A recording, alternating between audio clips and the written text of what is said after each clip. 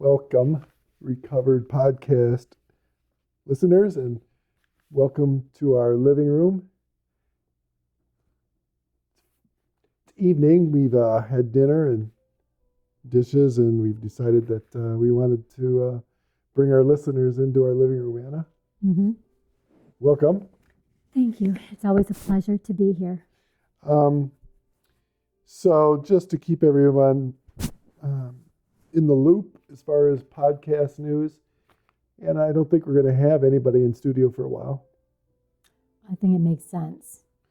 Yeah, because It's too bad, but it does make sense. Because of the pandemic of the coronavirus, it's not likely we're going to have any guests, probably for the rest of the year. Probably not until we have a vaccine. Mm-hmm.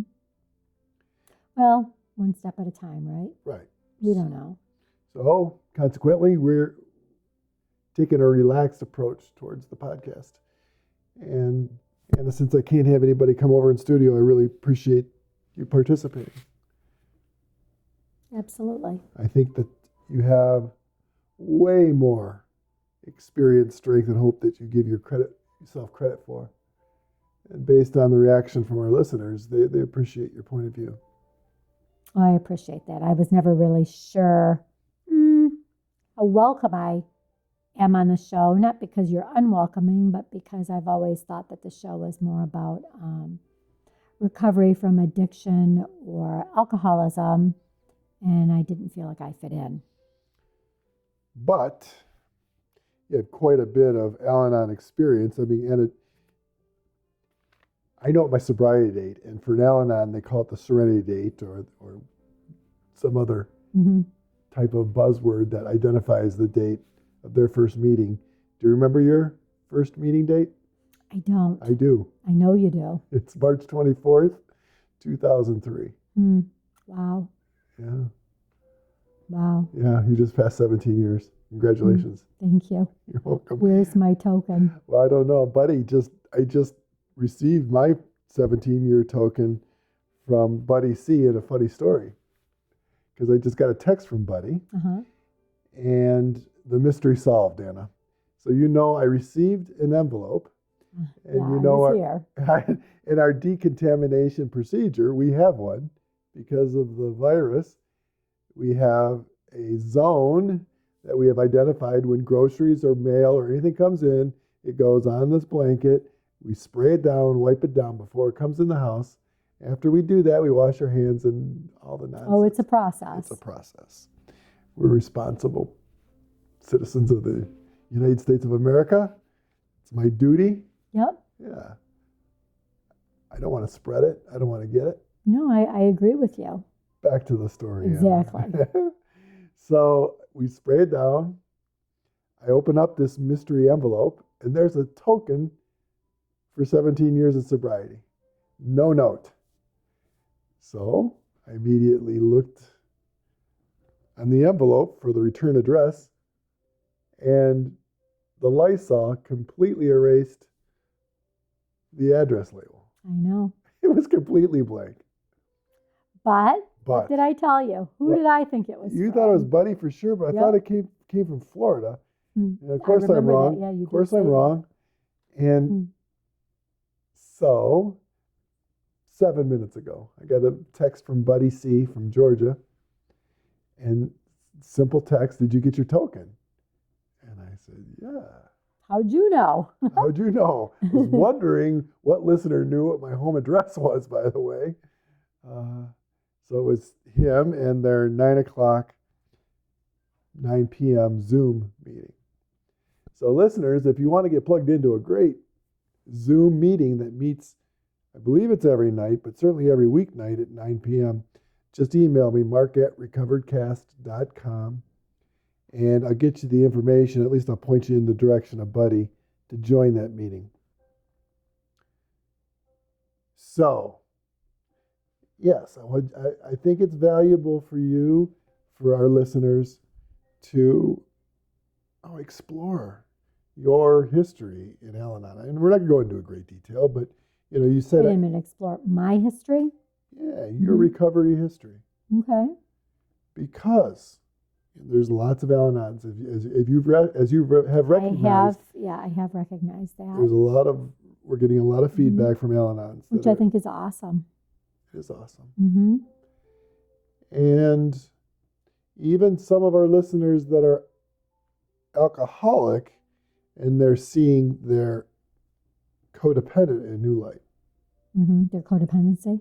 Yeah. Mm-hmm. Seeing how they affected their loved one and what they go through as someone that's experiencing a loved one that's going through early recovery from addiction. It's ugly. Yeah. You know, certainly most of our listeners that have gone through the process as the addict alcoholic knows it's ugly, but are kind of blind, possibly, of what that experience is like for the loved ones that suffer too, because it is a family disease. I would agree.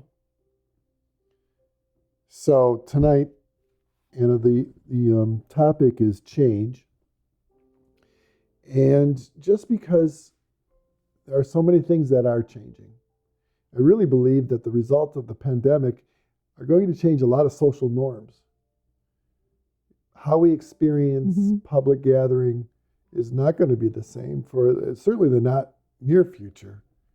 And I think the traumatic experience of it will also reverberate on into the future, even after a vaccine. I could be completely wrong, but well, time will tell. I think that, it makes sense what you're saying, but we'll see. We'll see. One day at a time, huh? Mm-hmm. Absolutely. Okay, we're gonna talk about some of the things, but first, Ann, I do want to recognize those people that partner with us, because we just did taxes, and right. Every year we do taxes, we recognize how much the podcast costs. Yeah. And because identify all the costs that are associated with that, and also on the ledger is the revenue that we generate. And, it's not even close to being equal, but that's okay. That's, the purpose is to be there for the new person, and we have the means. And I really appreciate your tolerance, your support, your ability to see the value, because it does take resources. My time, talent, and our treasure. Absolutely. Goes. But it is encouraging to me when you share, some of the letters that are written that let us know, that we are reaching out and touching people.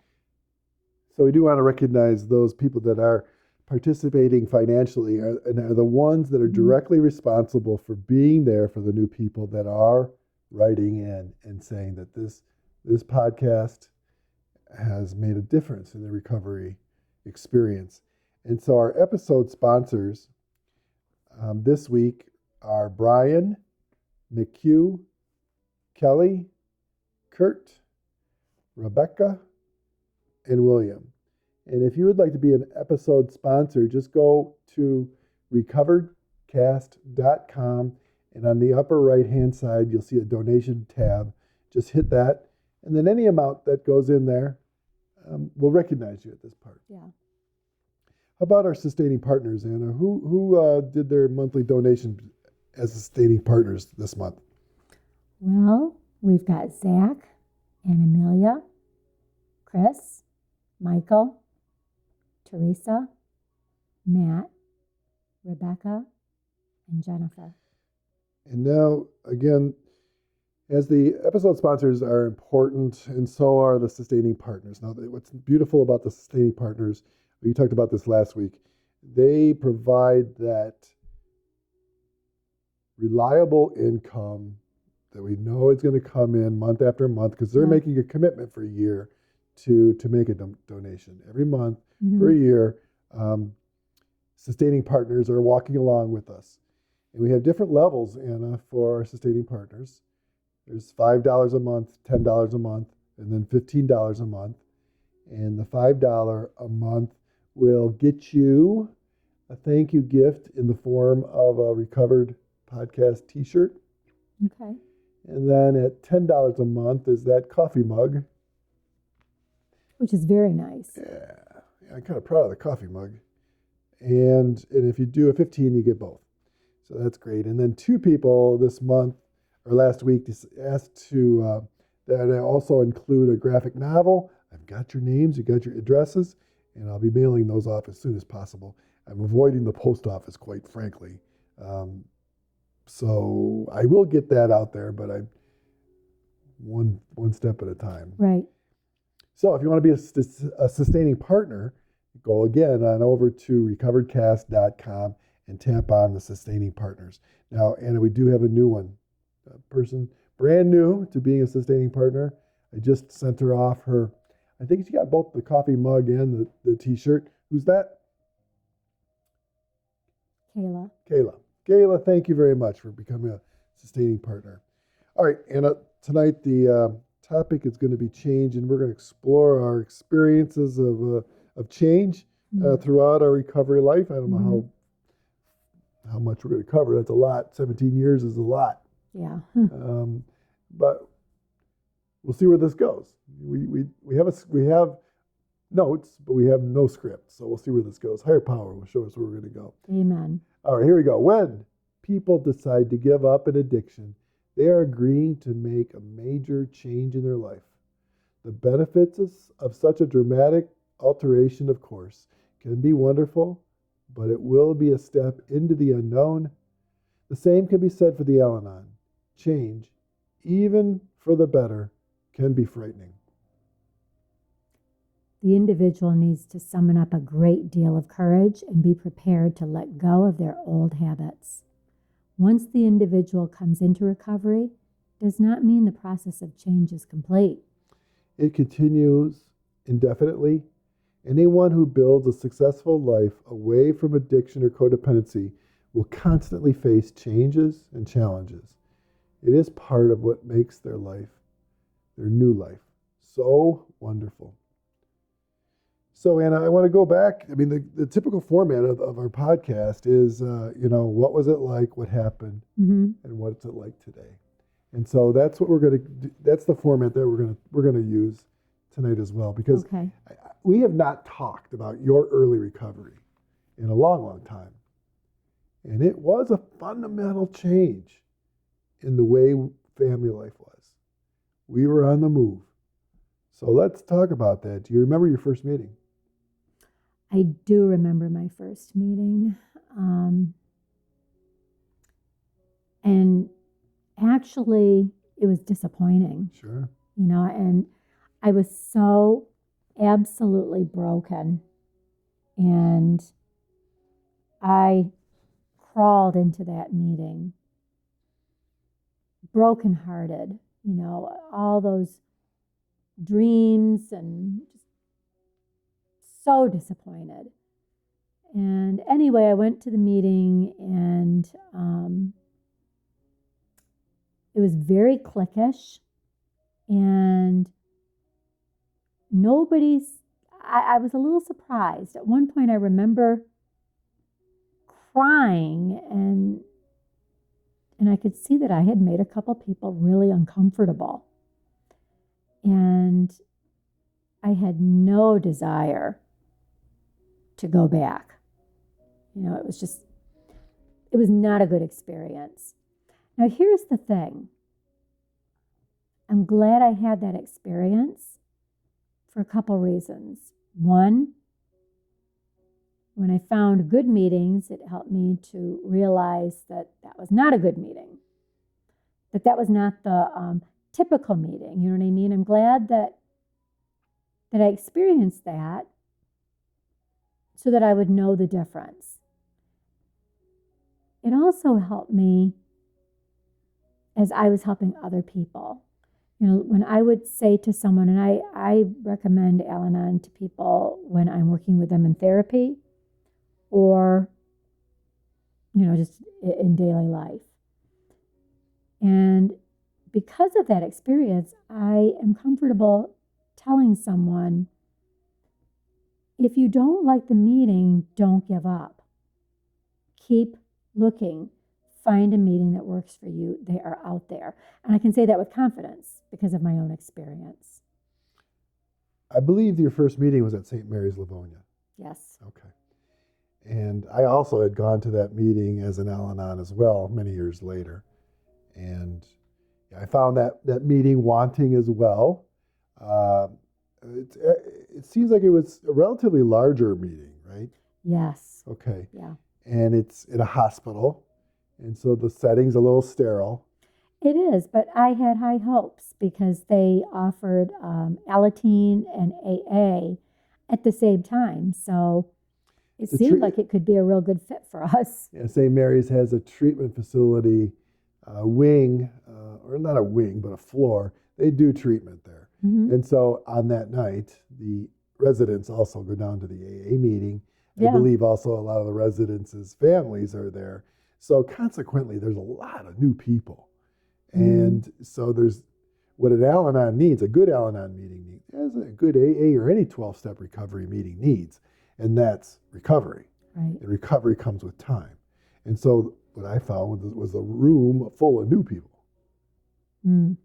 And Okay. just like here in Southeast Michigan, we have individual small table discussion groups, and 8 new people at one table is the blind leading the blind. Right. And the same could be for the Al-Anon.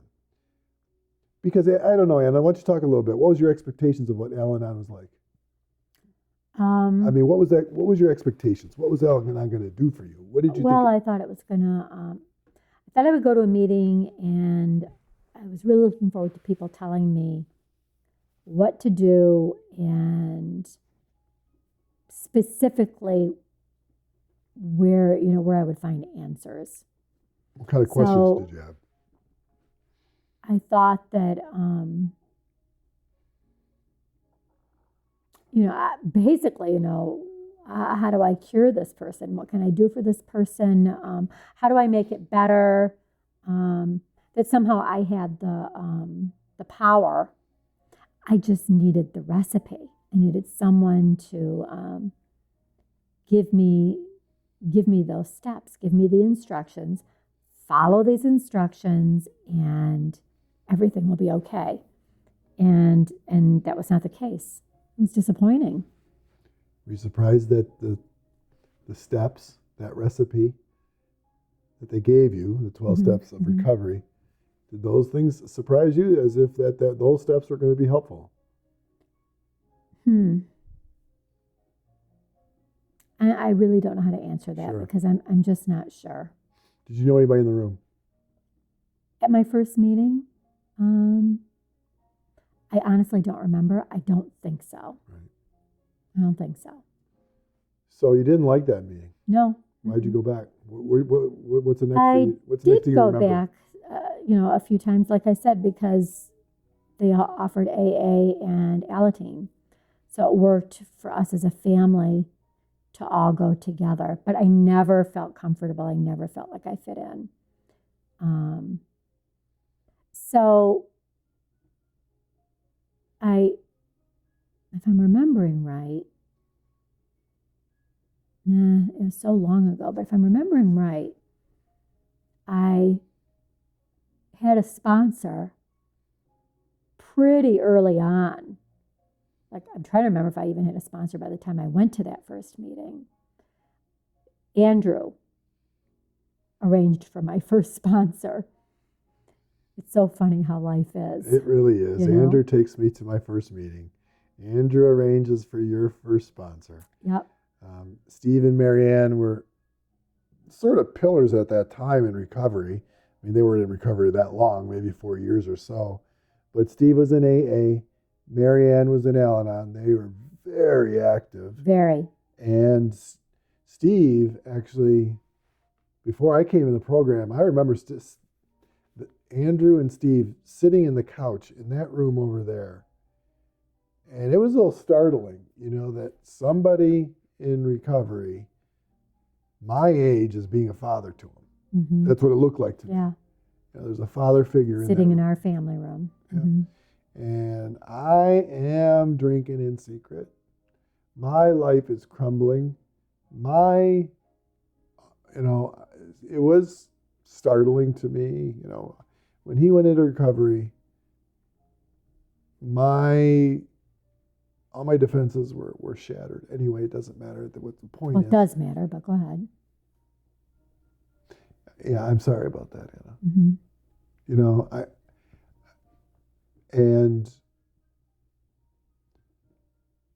take full responsibility for those actions, but I just make a commitment to you today. I'll never be that man again. I don't ever want to be that guy again. And so I'm vigilant in my recovery because I don't want to be that guy again. Because I know how much it hurt. I have never experienced that hurt, but I know how much I hurt by how I observed what it did to you. Right. And I'm sorry for that. So, Andrew, 16 years old, kind of guiding us all into this recovery world. He was always like an old man, you know. Even he at always, 16. Yeah. But he was always an old man. Even as a little kid, he was an old man. But I remember, you know, like you said, and he, of course, one of the people in the program that he's going to be comfortable with is someone much older than him. Right. And I remember Steve and Marianne picking Andrew up to take him to a meeting. And, you know, here's this woman who's my age and looks normal. Looks like you, actually. Yeah. A lot of people thought you were sisters. Looks normal. Yes. You know, it just, and their story was sort of kind of similar to ours. Certainly not the same, but similar enough that I felt I could relate to her. And I just remember Andrew saying, I really think, I'm not even sure if I knew about Al-Anon at this point, but I remember Andrew saying, I really think that this would be helpful to you. You should go to Al-Anon. And I think that was the first time I had heard of that. And he said, I really think you should get to know Marianne. I think she could help you. Now, at this point, I'm not remembering. I think she reached out to me, actually, and asked if I wanted to go to a meeting. And, of course, I had mixed feelings. You know, on the one hand, it was like, I don't want to do this. And on the other hand, it was like, but there might be some answers.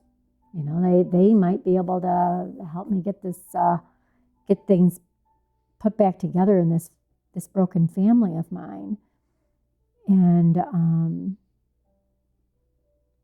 it was one of the best things that I did. You know, I will be eternally grateful to Andrew for putting those wheels in motion, and very grateful to Marianne for her support, her guidance, her sponsorship. So, what had to change? You in early recovery, and now you're getting settled in a little bit. You know, you got a sponsor, and maybe you're going to some. I know you were. You're going to healthier meetings. Mm-hmm.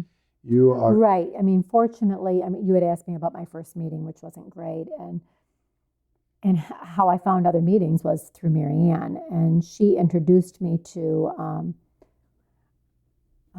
just a whole nother level of recovery. No kidding. Whole nother level, and lots of healthy recovery going on. And you know, I found meetings where I fit in. I enjoyed them. I am still in touch with people from meetings from back then, and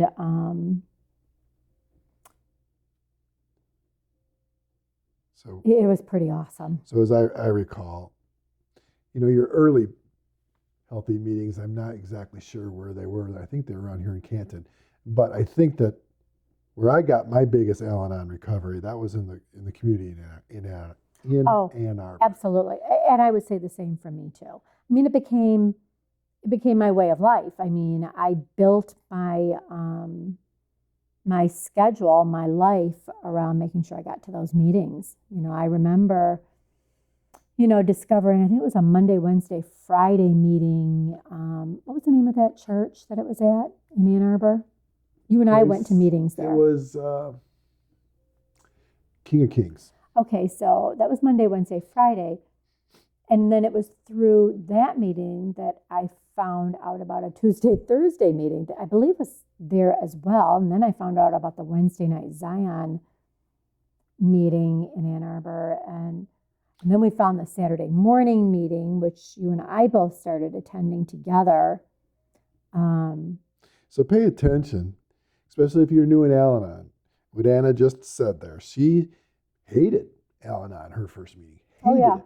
But shortly after that, she just named a Monday meeting, a Tuesday meeting, a Wednesday meeting, a Thursday meeting, a Friday meeting, and a Saturday meeting. And we started going to a Sunday night meeting. Do you remember? That's right, St. Luke's. Yep. And you're working full time.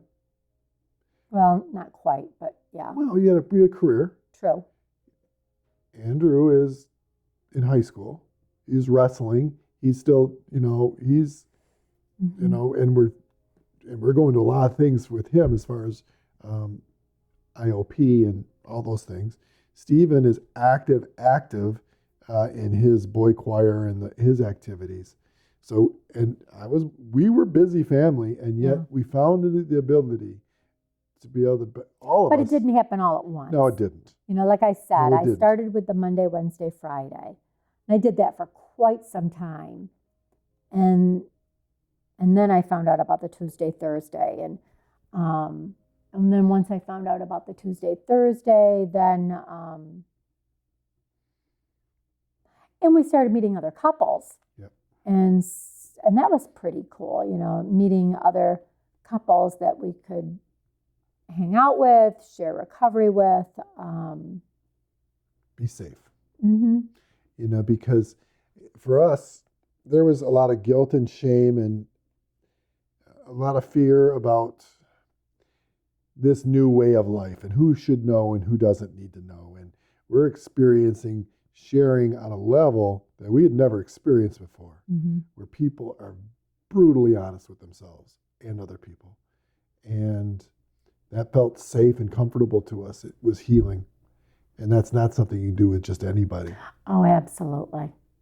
There's so much, so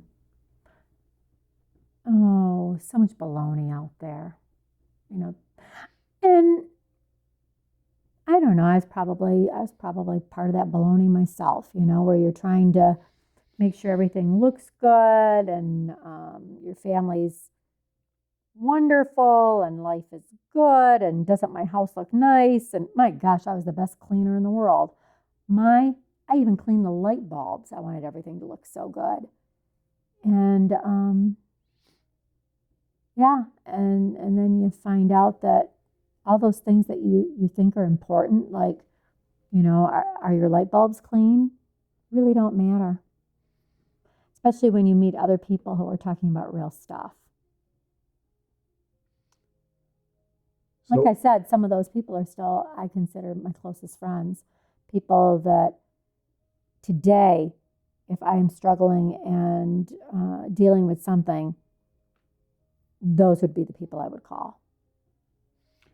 So for me, the question on the script here is, what needed to change in early recovery? And for me, I needed to change my selfish behavior. I needed to think about others. I needed to put the priorities and the desires of others before me, and I needed to face the consequences of my behavior.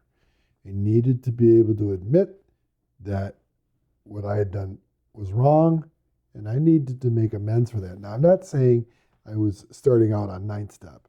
Oh, no. But it took a while. No, but what I am saying is that there was a lot of anger and frustration that was being expressed by members of this family, and I tried to not resist by explaining or anything like that.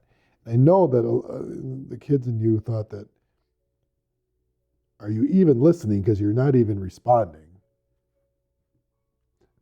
Anyway, that was me. Those are the kinds of things that me and my sponsor were working on early on, is that I needed to rely on a higher power and follow a path that he has set before me, And in recovery, we are not alone. We have a fellowship. We have a higher power.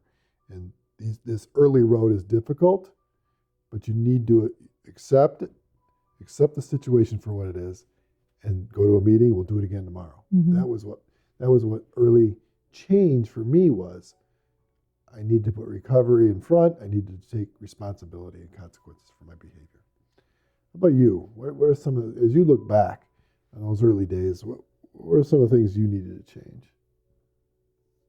Well, absolutely nothing. No, seriously. It is kind of funny, though, because when I first started going to the meetings, like I said, I was looking for the recipe to fix my family. And I definitely did not think that I needed to change anything. And I was surprised to find, that I did. That I had my own work to do, that I actually had my own 12 steps. But again, I was very fortunate and blessed to have an incredible sponsor. And I think that's key, someone that you trust who can actually gently point out, as Marianne did with me, that I had some work to do myself. That was a revelation. And I'm still in that process. I don't think that that's an easy process for anyone. And I remember early on when there would be a fight a brewing, and I'm all about picking up that rope and going after, that there was going to be a fight, an argument going to happen over some stupid shit. Oh, I remember, we're good at that. Go ahead. I think everybody in early recovery, or even anybody, can have a bad day. You come home and you're not your best self. But I remember there was 2 times that stopped me in my tracks because you didn't pick up that rope and you didn't engage. And your response was, I think you need a meeting. And you walked away. You weren't going to engage. And obviously I was dry drunk behavior. You can't fix that. You need to go to a meeting. And the other one was, you need to go talk to your sponsor about what you just said. And walked away. And those were, all of a sudden I'm trying to not be selfish. I'm trying to work a program, and all of a sudden you give me program in a healthy way, So that was some of the evidence I could see how the program of Al-Anon was encouraging me to work my own program. We had 2 separate programs going on here. Yeah. And so we had this common language, now it could be used as a weapon too. I mean, we could take each other's inventory and all this other bullshit too. But that was sort of this, we had to work our own programs before we can come together. I mean, I've said this many times in the podcast, and I don't know if you're aware of this, but that first year, we all went off in different directions to get healthy. We had our own shit to work on before we really decided, I think you and I decided, that we were going to do this together. Grateful for that. Me too. I'm grateful for that advice that I was given, that who knows what's going to happen, one day at a time, but give it a year. Yeah. And you know what, Anna? We were so different people after 12 months of recovery. But it wasn't a year. I remember at 12 months saying to my sponsor, you said it was going to be better, and it's not. And she said, well, you can give it another month. And things did start to, I think, improve, where I felt like, okay, there's hope here. But it was beyond that 12-month mark. It was around 18 months. Andrew was in serious trouble. It was not a bed of roses. Andrew's recovery went up and down, and there was difficult roads, and we had difficult decisions to make with him and how he was going to finish his high school. And by that time, I think we were kind of on the same page. Mm-hmm. That's my memory, anyway.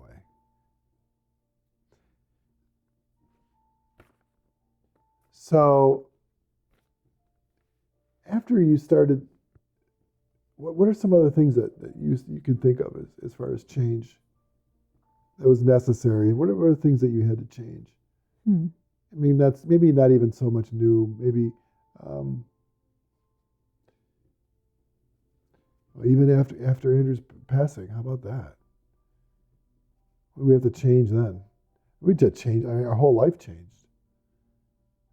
That's, I guess, and that's the message I want to say to people in recovery is that, change is always happening. Thank God we had these tools to help us cope, and this fellowship to help us walk. Mm-hmm. I mean, I think of Barb, for example. That's someone that we met through the recovering community, and what a pillar of strength she was, and is after Andrew's passing. But our change of what it meant to have one less person in the family, it's just so difficult. Yeah. It still is so difficult. Mm-hmm. But, you asked me, what changes did I need to make? And I think,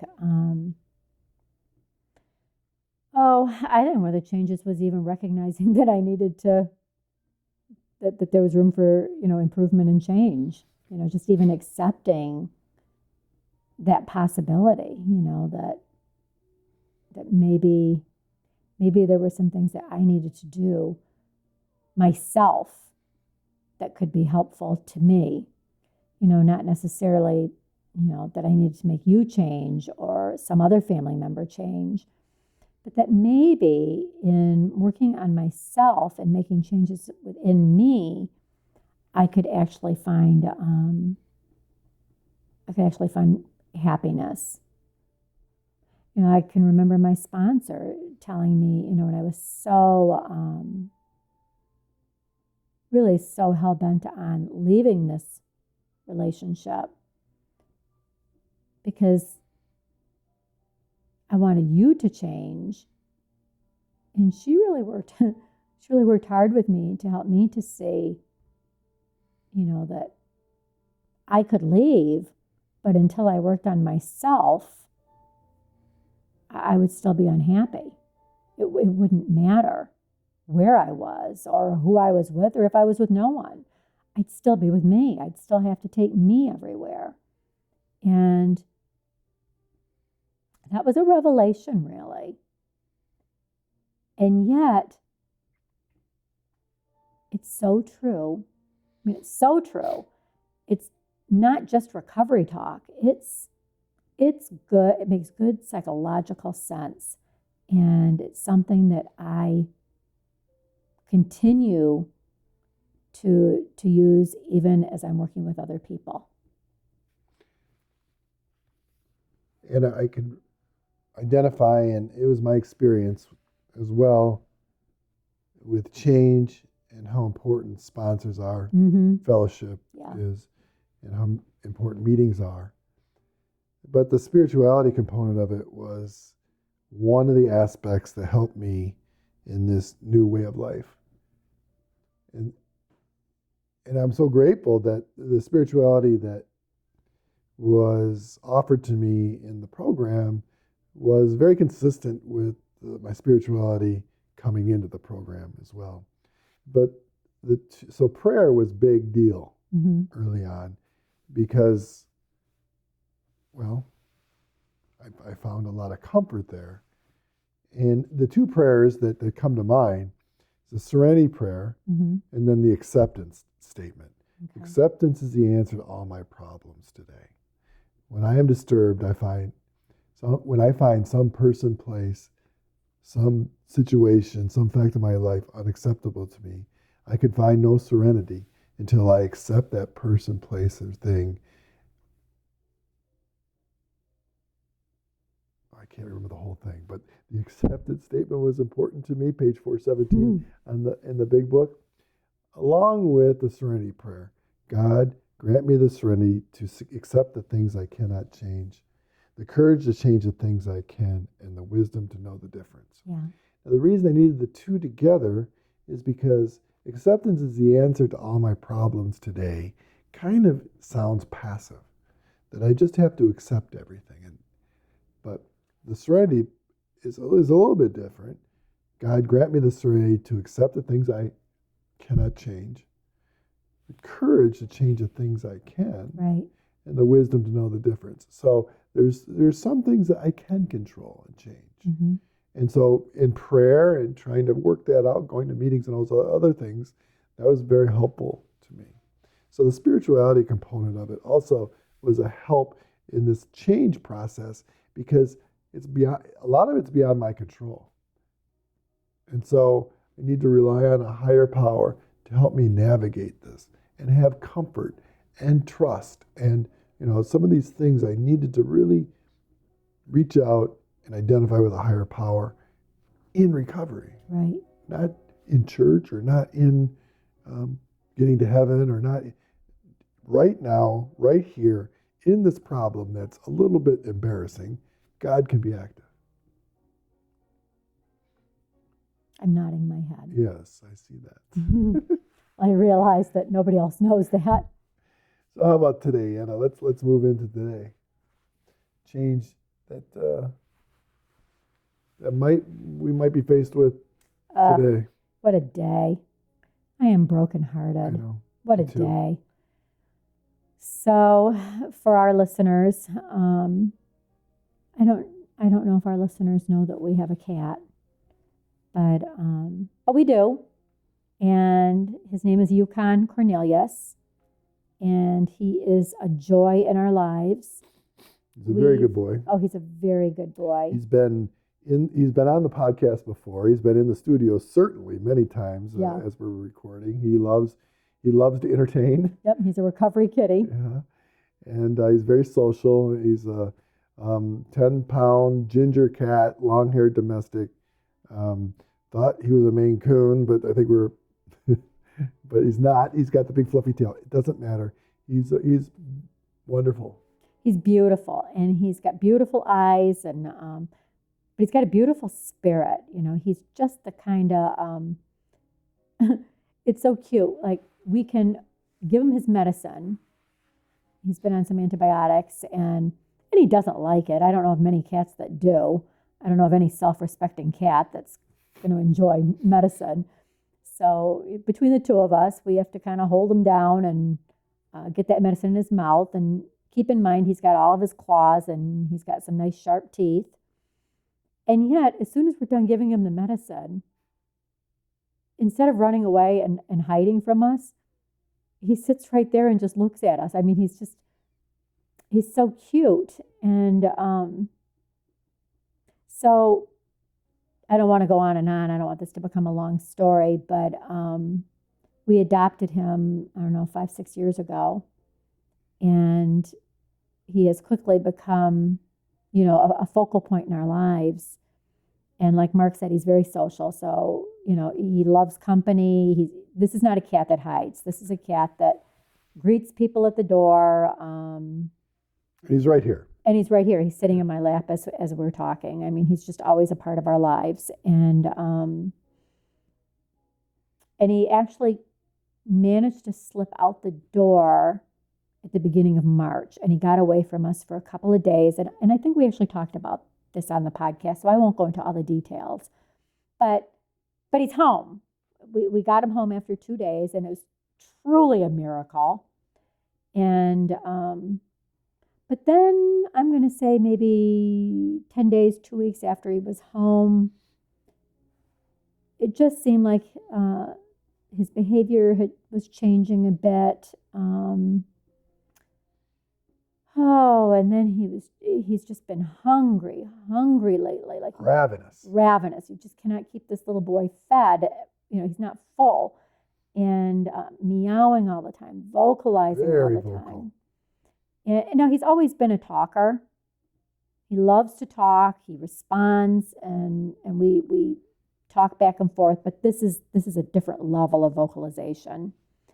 And but then he started having some. I hate to. I don't want to gross everyone out, but some diarrhea and some vomiting and a few really nasty episodes. Two or three. Yep. And also changed behavior. Now he's so ravenous that he's waking me up at 3 a.m, demanding to be fed, and that's not his personality. Right. That is not who he is. So last night he had another bout of this explosive diarrhea, and I told you, Mark, this cat, we've got to do something. Now, we were doing something. I mean, we've been in touch with his vet through text messaging and phone calls, but because of COVID-19, she didn't actually see him. But we did take in a stool sample and a urine sample. So we did discover that he did not have diabetes. So all those tests that we did with our local vet here, that all the tests that she was able to do under the guidelines, the current guidelines of the governor, what her facilities are allowing, all came back basically negative. So all sort of good news. And his spirit's been pretty good. Yeah, his spirit's pretty good. Meanwhile, he's still constantly crying for food, and he's got diarrhea. And she had recommended antibiotics. And so anyway, we're doing all these things. And then last night, after that last bout of diarrhea, I told Mark, we've got to take this to the next level. We need to do some blood work. Something is very wrong with this cat. And he was feeling much lighter to me. Right. So anyway, the long and the short of it is we took him to the ER this morning. It was an entire day. We are all exhausted. We got some really awful news. We were not expecting it. I mean, I thought we were going to come home. I was certain that he had hyperthyroidism, and I thought we would be giving him medication the rest of his life. Inconvenient, but manageable. And that's not the news we got. We don't have a definitive answer at this point, but the vet has made it very clear that he is seriously ill. He is dying. He's dying. His blood work is, his red and white blood cells are extremely low, as are his platelets. She was shocked that he was still as vibrant and friendly, and he didn't look like a cat that would have that kind of blood work. She was surprised. And so it's something in the bone marrow. It's just not producing the blood. So there could be lots of different reasons why. But basically he is, what did she say? What was the word? Oh, shoot. What is it? Consumption. That's the word she used. That he's basically wasting away. He's down to 8 pounds, and he should weigh 12 to 13 pounds. But he's eating. So we're going to go ahead and do prudent testing, that is blood work, but we're not going to go into surgery just to do biopsies to find out, To find out basically what we know. So basically palliative care. Yeah. He's home, he's comfortable. When he's hungry, he's going to be fed. And we're going to try to manage so anyway, we'll be making some changes, right? I mean, some that's what changes we're are on the horizon. But, it's good that we found some of these, found out what's going on, because this is not just a behavioral issue. It's not, that we have to keep him on 3 meals a day and teach him that this is the way it is. And we're going to have to make some changes to accommodate his state. And his needs. And it's going to change things. I mean, I'm brokenhearted. I cried all afternoon. I've got a headache a horrendous headache from crying. He's my furry little baby. Anybody that knows me knows that this is my little boy. You know, we talk about our higher power and how our higher power is active in our lives and in our recovery. And when we found Yukon Cornelius in a miraculous way, Yeah. and then this happens Mm-hmm. a month later, Almost 2 months. why did God give us Yukon Cornelius just to take him back?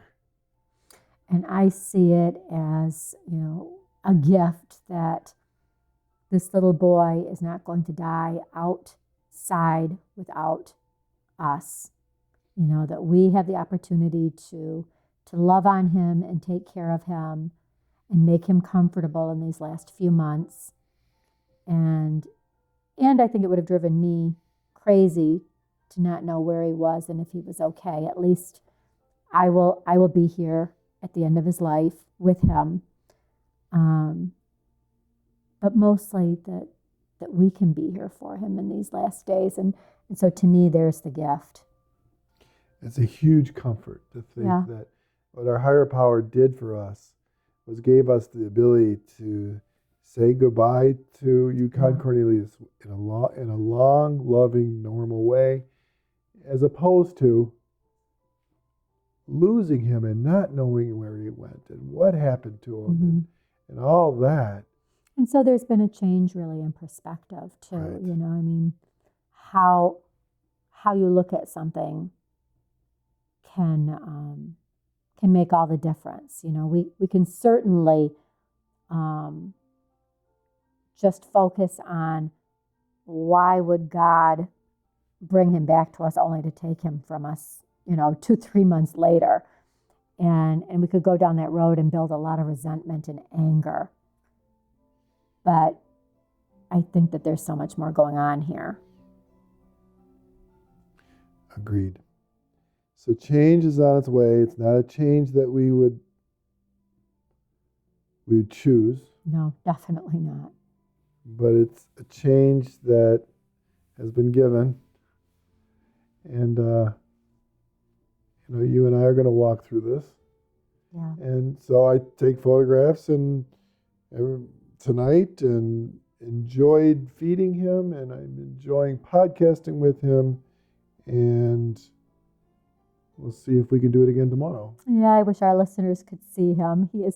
If you could just see him, he's just this big fluff ball. Well, maybe not as big as he was, and he's just curled into my lap, and we're sitting by the fire, which is one of his favorite things. And he's been in my lap pretty much all evening, other than when we had dinner.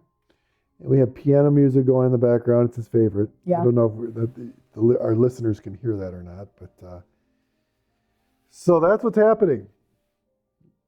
Yeah. So, listeners, if you'd like to have a picture, see what Yukon Cornelius